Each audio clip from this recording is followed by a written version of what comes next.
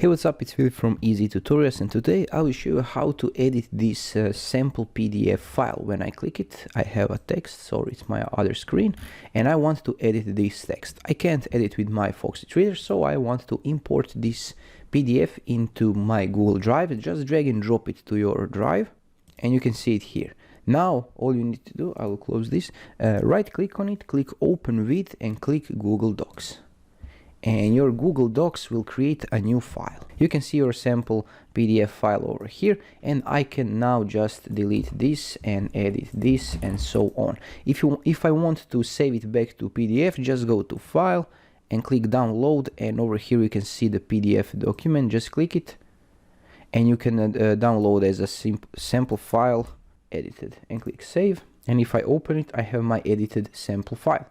If I close this, you can see on your Google Drive that you have this sample file, and this is a sample file that is edited. So it creates a new Google Docs file every time you create this thing, okay? And if you don't need it, just hit it, select it, and delete it.